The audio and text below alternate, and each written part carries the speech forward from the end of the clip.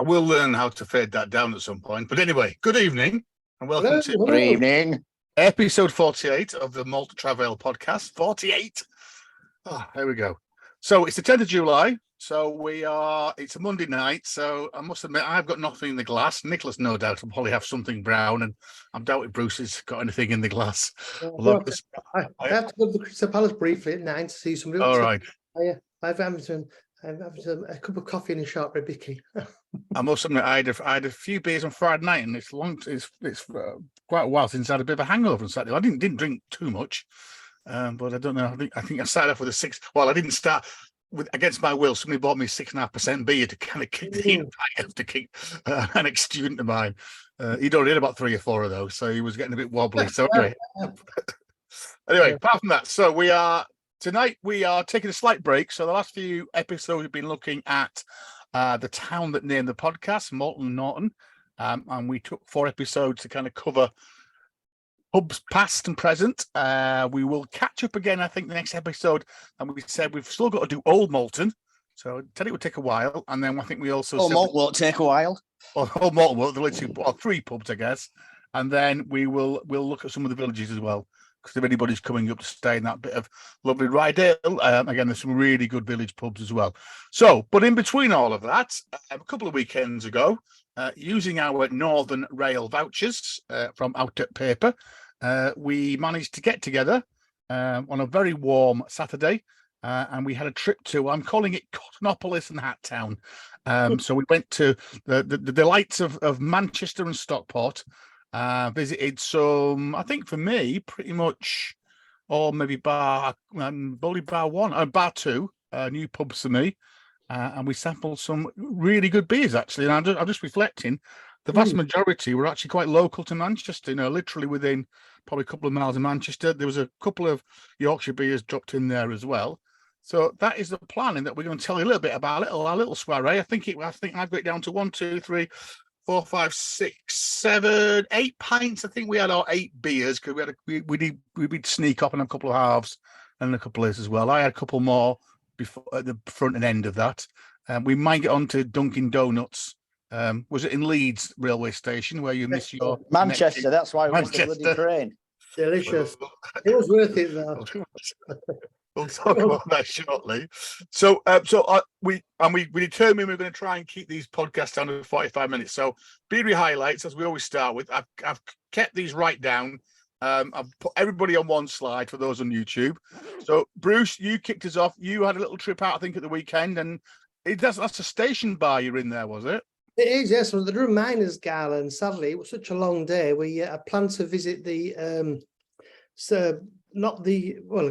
Victoria New Behaving, the Dun Cowan he couldn't get near, and then there's another Sam Smith's pub, who was named Temple of Scotland at the station now. The Coal Pits, it's been voted Durham Pub of the Year, and let's say it's one of the nicest in the estate.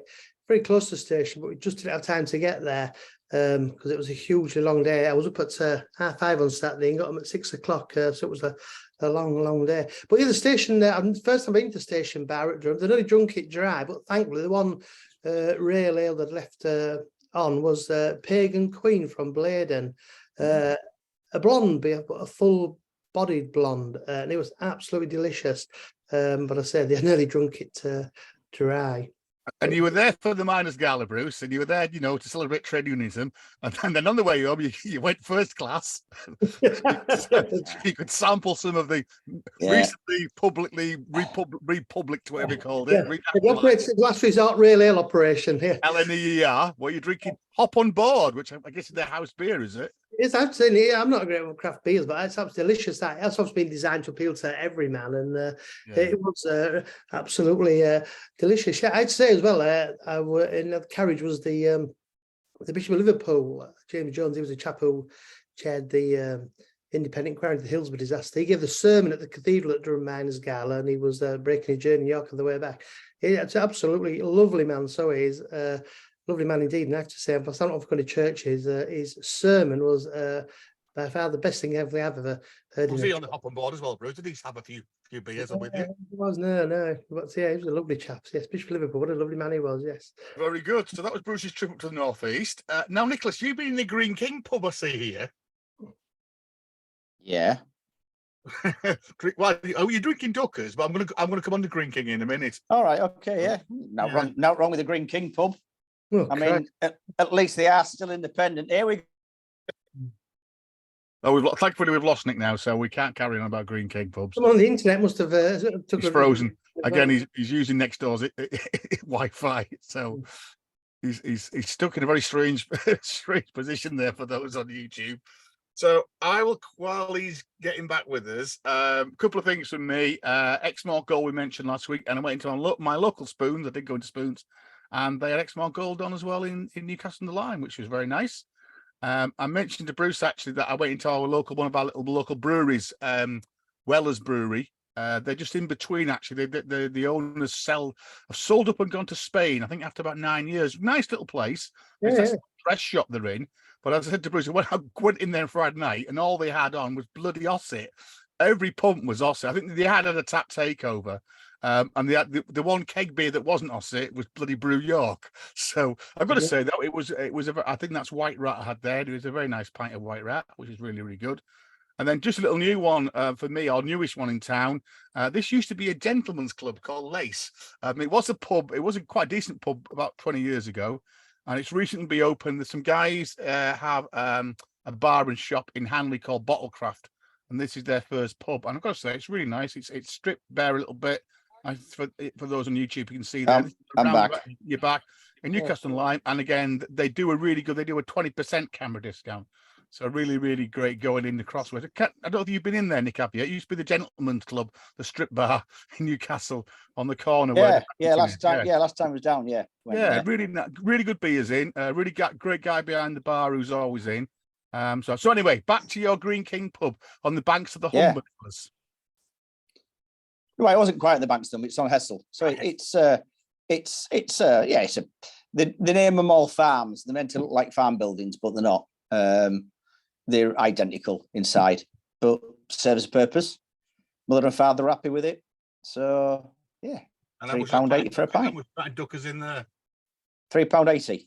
£3.80.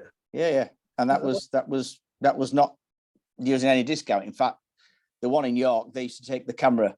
They used to offer camera discount, but I don't think they do anymore. Now again, we think that obviously the Caledonian Brewery is shut now.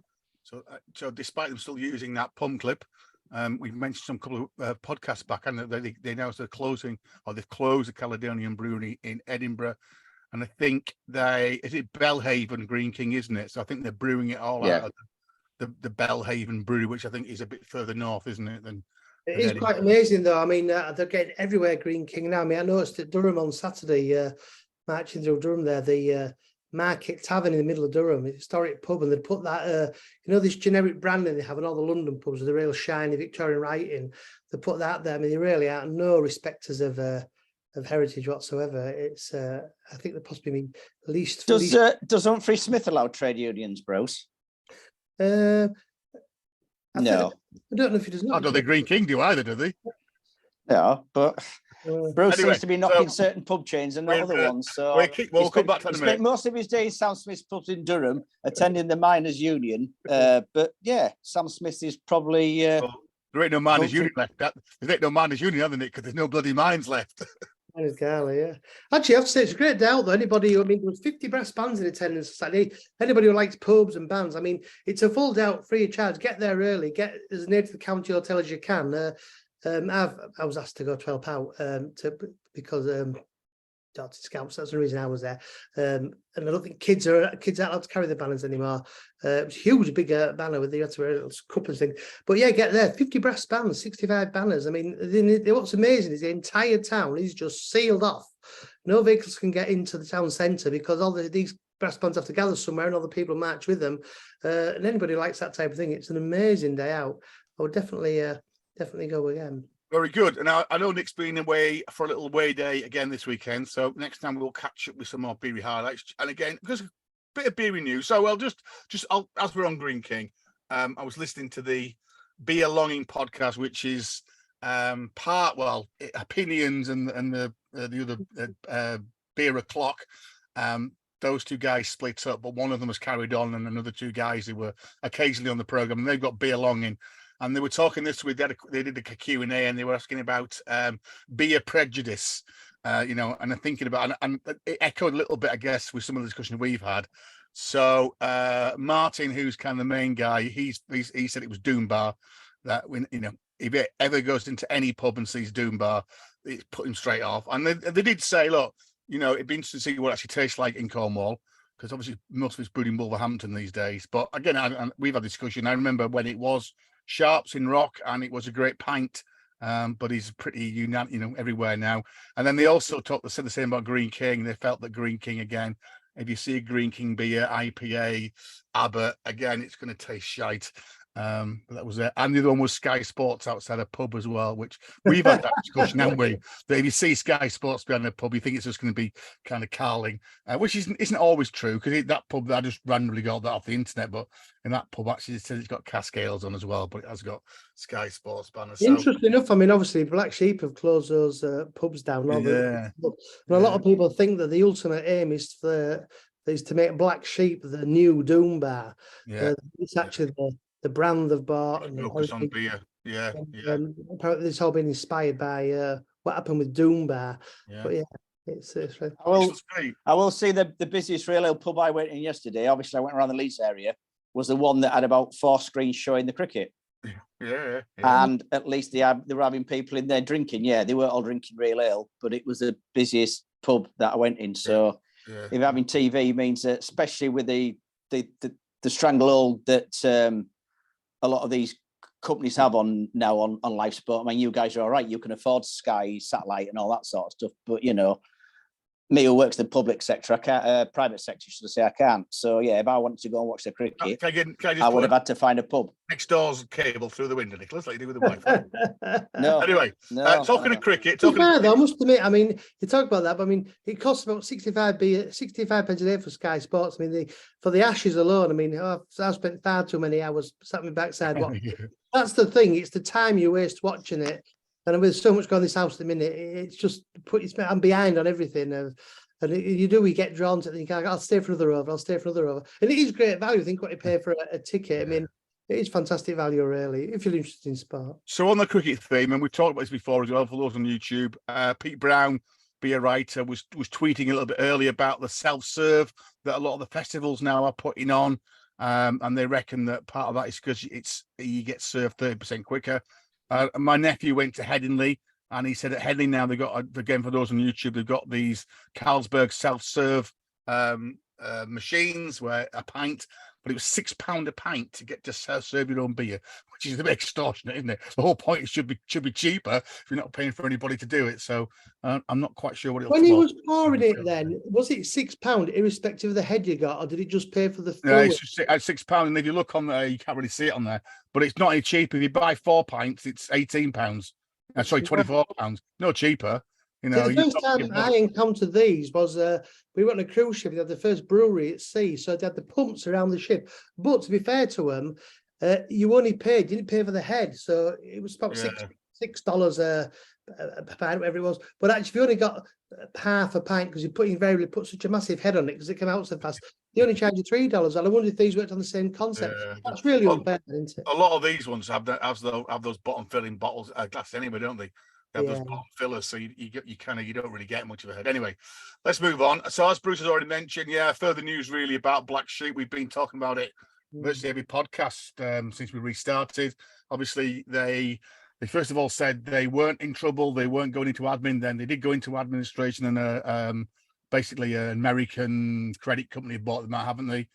And very, very quickly, they suddenly closed both pubs in York. Although, as Bruce rightly pointed out on the tweet that somebody put on, they'd actually put the golden ball in there, which has got nothing to do with Black Sheep or the old York Brewery ones. The naming one Within the Walls as well. I've never known a pub called Within the Walls in York. Very good, that, isn't it? Yeah. So very strange. And then they also announced that there are 2 pubs in Leeds and shut as well. And again, reading some of the kind of press, they just literally came in at 4 o'clock on a Thursday. That's it, we shut, and get everything out, get all your stuff, and get out. So not great. I mean, the last drop was, it was steady, wasn't it, Bruce? It was a bit of a shop thing in there. It was a fantastic location, and I say I think if they'd have kept the merch shop in there, and I think crucially serve food. I mean, it's smack bang in the central yard, just off the Shambles Market, Yeah. the passing trade, and you kind of think, because when the York Brewery, they did food and it was always busy, but obviously So have they kept? they're not in Is it three-legged mare they've kept open? Yeah, the only one that's open now is the. It's always a funny. The last drop. Yeah, the last drops are the only one remain. Not the last, the three-legged bear. Sorry, yeah, the only one It's remained. a funny pub, isn't it? But I suppose it's got that big eating area around the back. That one, hasn't it? It's got that kind of conservatory around the back. But it's not a great pub, really. Is it? It's all a bit narrow and a bit pokey, really.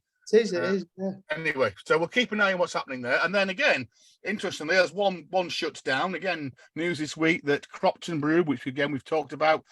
Nick, you did a bit on this because we looked. They became the Great Yorkshire Brewery.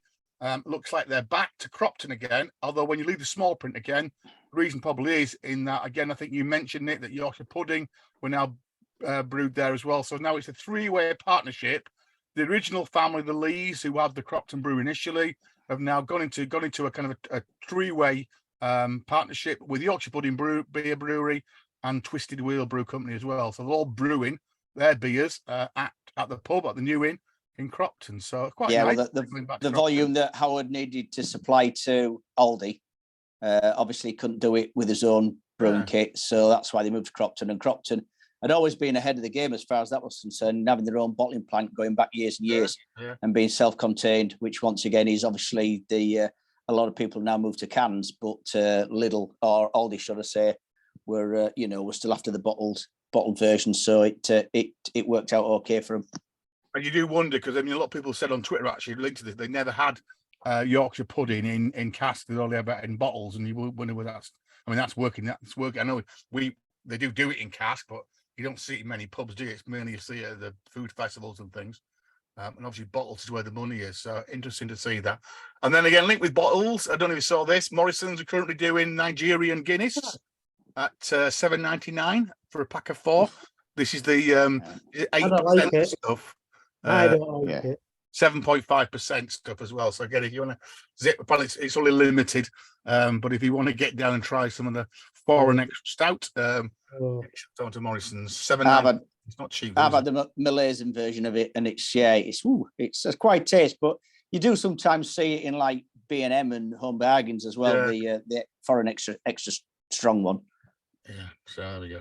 So anyway, let's go back to the plan. So as I say, we all managed to get our tokens out of local papers, which meant that for £10 you could travel unlimited on northern trains, or £17 of the weekend. So a little bit of kind of pre-planning, because obviously we're still in the middle of a fairly unhectic train system at the moment. So Nick, you had to go to York to start your journey, is that right? Yes, yeah. That's the problem with the one and only link in the whole of the north of England, it seems, is the one that connects York to Scarborough, is run exclusively by Transpennine. So it costs as much to get to York and back as it did to travel all the way to Stockport and back. And then you had to take a slightly circuitous route, don't you? Because the northern trains don't quite go direct, because that's Transpennine. So did you go through kind of Hebden Bridge? Where did you in the end? And that kind of... Yeah, it's going to jump up for 15 minutes. Yeah. And I'm looking. It's not a bad route. That maybe a little bit longer, but it's not too bad. Well, they reckon that's kind of an alternative rail line, don't they? Now, if you keep away from all the nutters on the Staley Bridge line, you can go that way, which is not a bad thing. And I'm lucky that we've got a northern train link to Stoke-on-Trent to Piccadilly.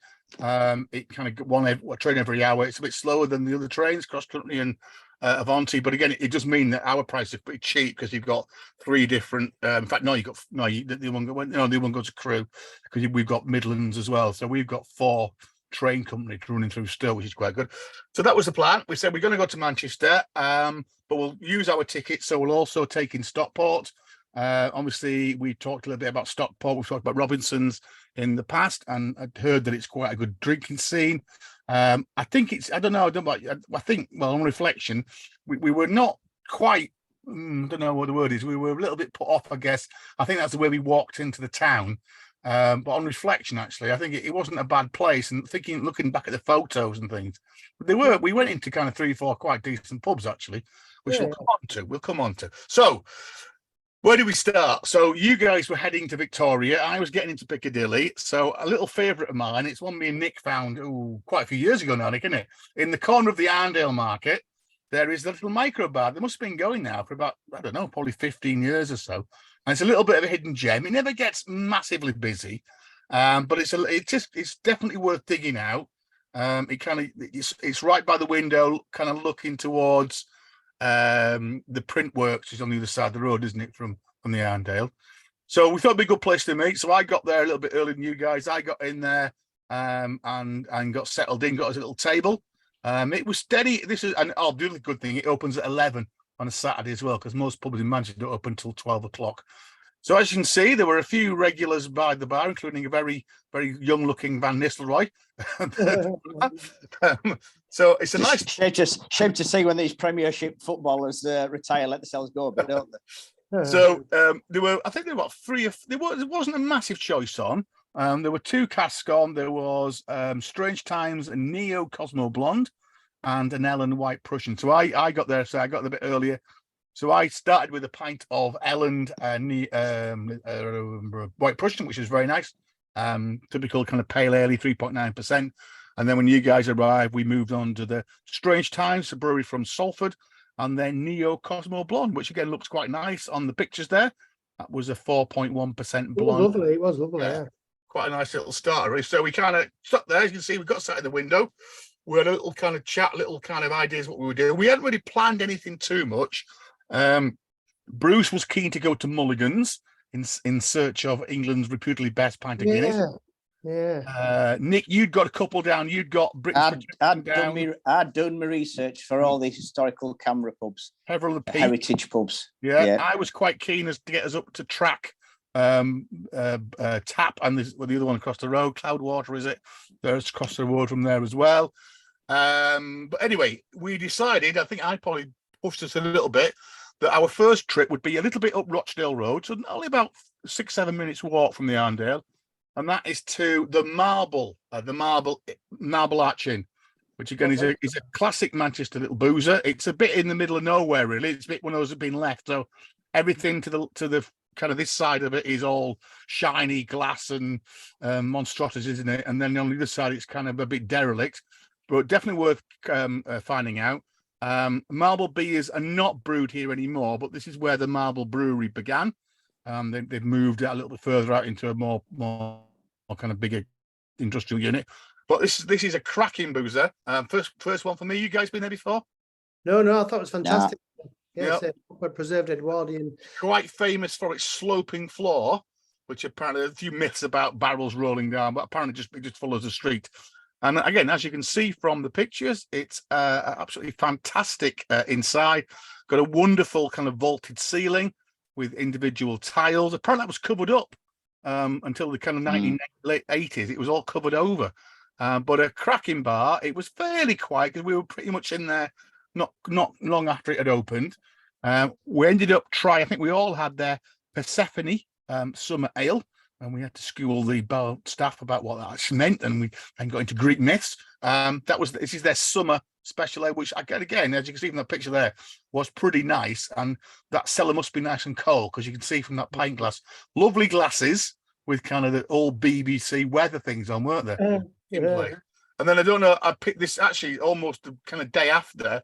Somebody had tweeted, or Roger Protz had retweeted this picture of it in 1992, and as you can see there, it hasn't changed much, has it, in the last 20-odd years? So there's no bandits left. There were no bandits in there. And it's kind of one big room. Yeah, one big room at the back, wasn't there? And there were the food must be good because it was packed in there. So be interesting to go back and see what the food's like, because the people were there for a reason, weren't they? And it is the middle of nowhere. And then a bit of a big on the back as well, yeah. It's a strange pub in that it's impressive from the outside, but the architecture on the outside doesn't match anything on the inside. Yeah. Right, and it's even more impressive on the inside. It's like a pub that's been turned inside out, because there's features inside the pub that you'd expect maybe to see outside. So certainly worth finding out. Definitely unique inside. And again, Marble beers are good. I mean, they reckon that Manchester bitter, I've had that a few times. You know, he's a proper, almost like Boddington's used to be in the good old days, or a Hyde's or a Lee's. So I mean, I think they pretty Well, much. I had that, didn't I? Is that what you had? Yeah. You two went on the blondes and I went on the normal bitter. And I got to say that was on good form as well. So that was our first proper pub, which was again a great place and definitely worth visit again. We then set off back into town and we went down Deansgate, and Bruce was very keen, not been there before, to search out Mulligan's. So Mulligan's is a little bit kind of, you've got to go past quite a way down Deansgate, and when you go past what was it called in Manchester? Not Phoenix. What was the big department store in Manchester called? Oh, I've got its name now. Lewis's. Became Debenhams. No, it wasn't Lewis's, was it? It was one of the other ones in Manchester. No, No. One of those. It'll come to me in a minute. Carry on past there, and it's round the back of there is Mulligan's. This was the first pub that had a bouncer on the door. It must be getting towards the science museums down this way as well, isn't it, Nick? Yeah. That bridge kind of round the back there that will kind of is there. Yeah. Kendall's was Manchester's big department store. Kendall's. That's right. Yeah. So past Kendall's, and there's Mulligan's on its corner there. And there's Nick walking towards it. So we got into there. It was pretty lively, wasn't it? It's probably one of the busiest pubs we went into, certainly in Manchester, that kind of early afternoon. We found a little seat towards the back. And then just as we kind of got halfway through our pints, one of the little booths opened up. So we snuck into one of those little booths. It's a typically Irish kind of refit pub, in it. Lots of stuff stuck on the walls about Irish whiskies and hurling on the telly and hurleys and stuff on the walls and various bits of old wood as well. Hard to see actually how old it is, because I don't think it's that old. It's just been a refit. And we tucked into their Guinness, which was it about £6 a pint? How much was it? £6 a pint or something? Well, I think it was more than that, to be honest. Yeah. And I have to say, probably I've been wanting to go here for ages. If anybody, lots of people that Guinness guru, man, and he was talking about it. Reputedly, Britain's second best pint of Guinness after the Old Shillelagh in Stoke Newington. And I have to say, sad to report. And to be fair to me, it was the start of a heat wave, but it was disappointing, wasn't it? It was good Guinness, but it wasn't outstanding. Yeah. I've been to Kennedy's Irish Bar in Altrincham in February there, and I have to say the Guinness there was sublime. And in fact, I've just forgotten the name of the Kennedys when I was talking to you on the phone.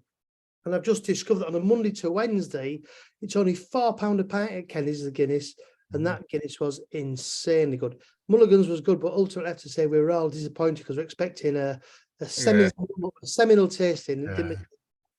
I mean, I didn't see how it was poured. How was it poured? They got it wrong. They let it stand. Yeah. I think, to be fair, John, I think the heat wave, it was boiling out that day. And it was, yeah. They plus had to turn the chiller up. I'm sure shouldn't make much difference in a pub like that, Brooks, with their cellars. Well, and most people were drinking Guinness, weren't it? It wasn't like we had the first ones out of the pump. I mean, there was virtually everybody in the pub was drinking Guinness. Yeah, I think so. They must have choked through it. The time before, like my last pint of Guinness was in Wetherspoons in Carrickfergus. I think that was better actually, and a lot cheaper. Yeah.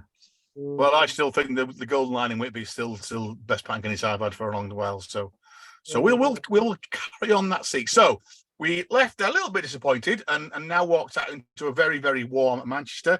So we carried on kind of towards GMX and towards kind of Oxford Road Station. And again, a little bit perched now on its own. You can see that from one of the photos there. Is again one of Manchester's kind of, dinosaur heritage pubs. The Britain's Protection, which again in most books about Manchester pubs you'll see. As we got there were already things on the wall talking about there were Heineken are flogging them off and please help and sign our petition. As you see over the door, they're established in 1811. So this is a typical classic kind of Victorian boozer. In anywhere, in London, it would be Ram, wouldn't it? It'd be like one of those gin palace ones in London. I mean, we got a whole room to ourselves, didn't we, at the back there, which probably could seat about 40, and there was just the four of us in there. So, again, good array of beers. Lovely little kind of back and front bar, wasn't it? So we went in the front initially, and then we moved around the back there. You can see the picture there around the back. And now I had the Mancunian Hoppy Blonde in there from Brightside Brewery in Radcliffe, which again was okay. I can't remember what you guys had. What did you guys have in there? I had something to do with a parrot. Oh, that's right. Yeah, you had that parrot beer. Yeah. Yeah, it felt a bit sad in there. It felt like the seats were ripped. It felt like a pub on its last legs, didn't it? And for 2 o'clock on a Saturday afternoon, Yeah, it was. where we'd walk I past, don't remember the ripped seats. Yeah, they were where we were sat in the back in that room. All right. The seats were ripped, and it just felt like it just, Yeah. was like it was on its last legs. Which is a shame because it is probably Manchester's most famous pub. This and Peveril of the Peak. Yeah. It's tragic, really. It was there. Yeah. So worth getting in there again. Beer was good range of beers. Again, really good to see that lots of Manchester beers on as well. And then, as Bruce mentioned, from there we kind of headed back kind of towards off of Oxford Road. And I tried to prevail this lot with the day that I did a lecture in the Whitworth Hall where Einstein had done a lecture as well. Just didn't bother. So we walked past an interesting looking pub called the Rain Bar, which was a Lees bar. And I think if we had probably a little bit more time, we might have called in the Rain Bar. The Rain Bar last time. Let's say their Manchester bitter was stunning. Yeah.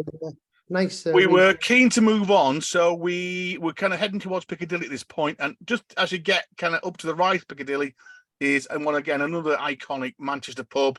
I've been here a couple of times before, mainly on an autumn night. I've been in here, which is very nice.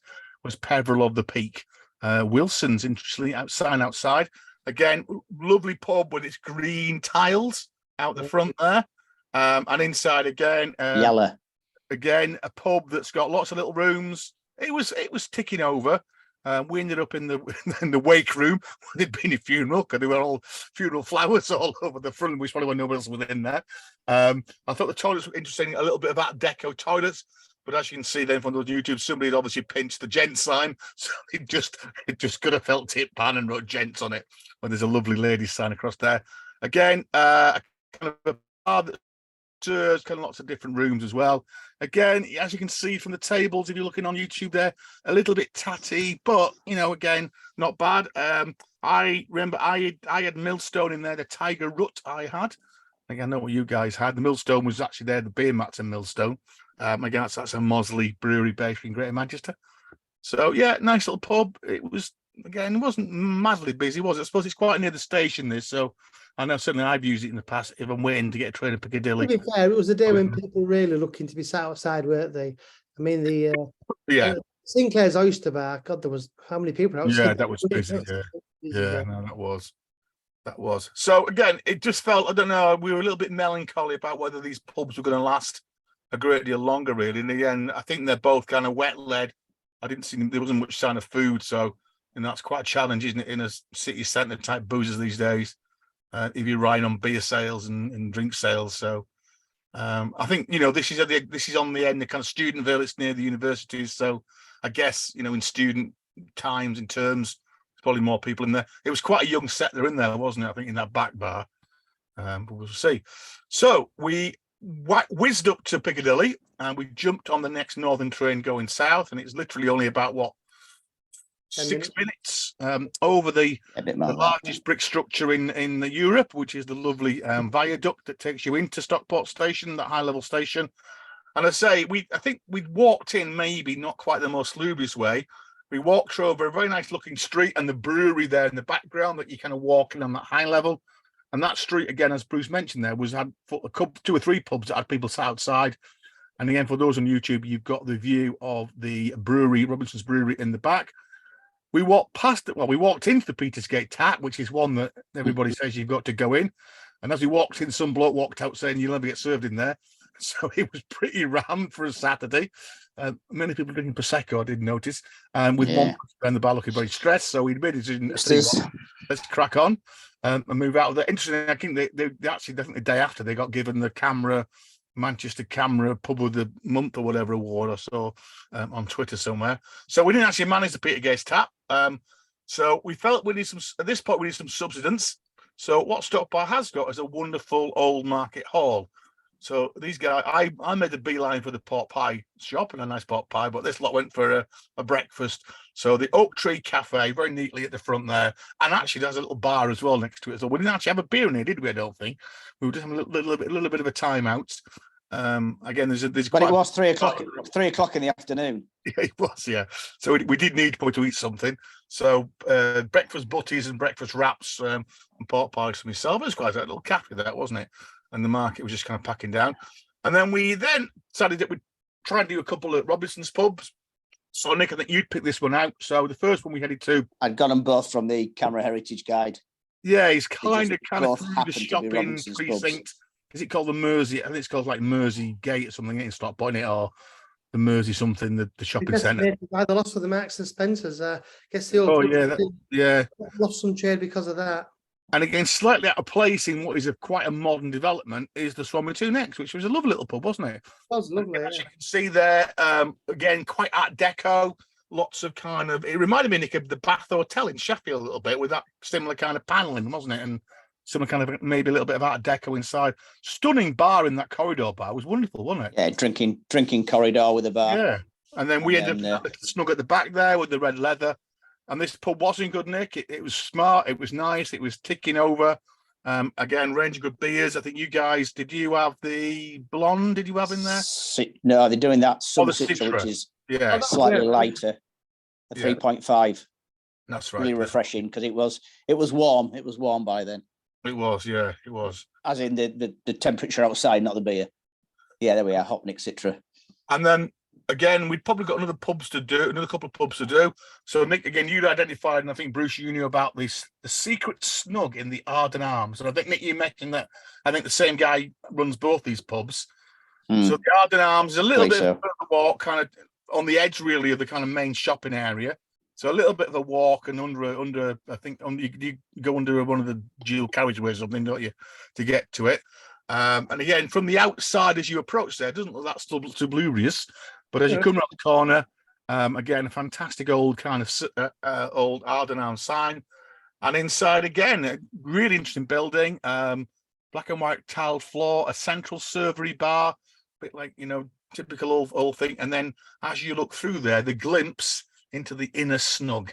Again, interesting here. You can see if you're on YouTube, the pumps are quite different, aren't they? They're kind of those little smaller pumps at the back of the bar, but not on the front of the bar. The front of the bar's got them just keg lines, and the cask beers are actually towards the back of the bar, with fairly short handle little pulls, which is interesting. So we did ask. It looked like there was a couple of tables in the rear snug, and so again, we, having purchased our beers, we walked through the bar, past the busy bar staff, and into the little back snug, which was quite nice. It was quite busy, wasn't it? Again, a lot of people kind of outside. You can see the pictures there. This is the view from the other side of the bar, from where we took that first picture, where we are. Yeah, it was good. And the beer was all right in there. I think I was on the Unicorn in there, which is their best bitter, which was very, very nice. So we spent a night again, and probably about 20 minutes in there, and then headed back towards town. It was now probably getting on for about 5:30, wasn't it? And so we thought we'd better take off Sam Smith's pub. So back in the middle of kind of, I guess, what is the kind of market square in Stockport is the Boar's Head Hotel. Again, probably the busiest pub we went into in Stockport. It was pretty rammed on it. And I don't know why. It was Armed Forces Day. Well, it was Armed Forces Day that day, and obviously so that's more central to where stuff was going on. They had Stockport band playing, and just outside the market hall. So yeah, it's central. Very and central. I didn't notice that it's on what's probably it says tends to attract a slightly older clientele in here, which it was. And I think after quite a few pints, we ordered a pint of mild, which was quite refreshing, really, quite nice, quite like their Sam Smith's. Like the round of the day too, wasn't it? I know, God, probably about £3 for 3 pints of mild.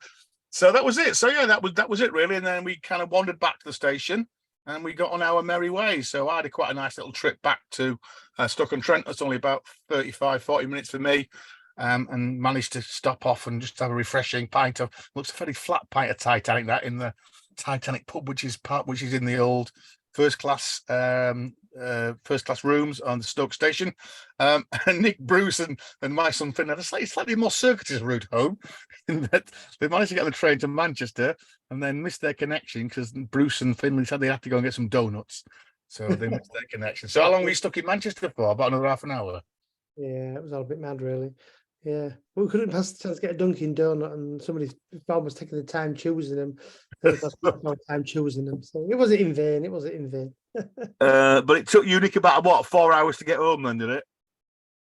Yeah, something like that. You were back till about 11 o'clock, were you? Because I was trying to get the last train. Yeah. Phantom Craft Bar at 8 o'clock, having some very nice beers down there. So Mm. all in all, a good little trip, really. And I say it was really nice to tick off some of those iconic bars.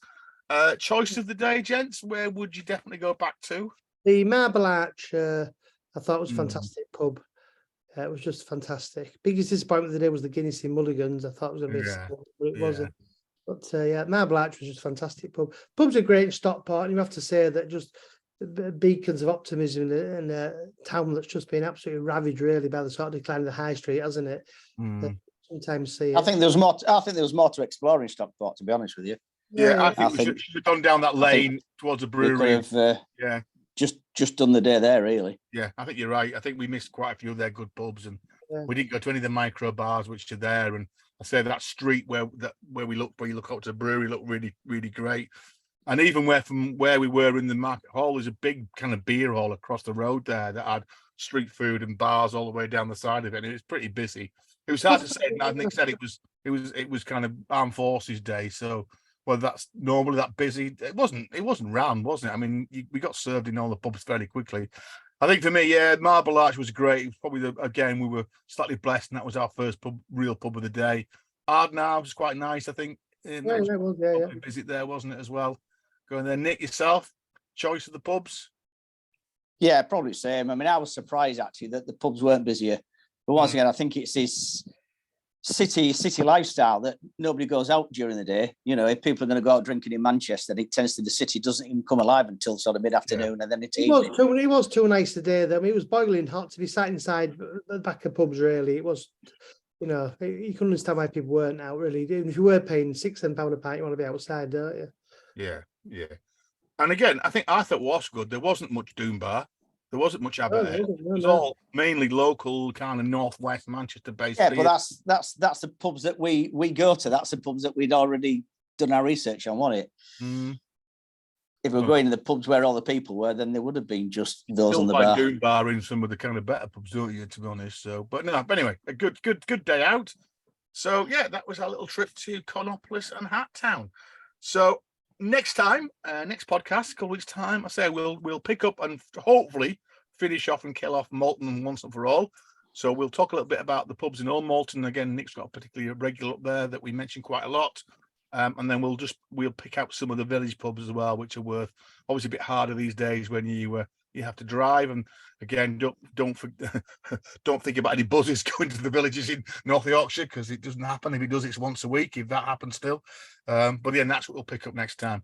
So now we are, well, possibly some of us might be having a beer in Stockton. Oh yes, Saturday night, yes. Couple of good beer guides in there. Couple of entries. Yeah. There's the Sun Inn, which apparently does banked pints of Bass. So I'm certainly going to try and call in there and get a banked pint of Bass. And then I've looked. There's a couple of nice micros, and there's quite a nice Wetherspoons. In fact, there's 2 Wetherspoons in Stockton. But so we might have something to report back there. You'll have to try a Parmo. You're in the heart of Parmo country there. Yeah, I don't eat cheese, so I can't have one, but you can have a Parmo. Maybe after we come out. I'm sure they'll do a non-cheese version as well. So that's the plan next time. So, gents, we might meet up at the weekend. If not, happy drinking. Excellent. Catch you all soon. Wow.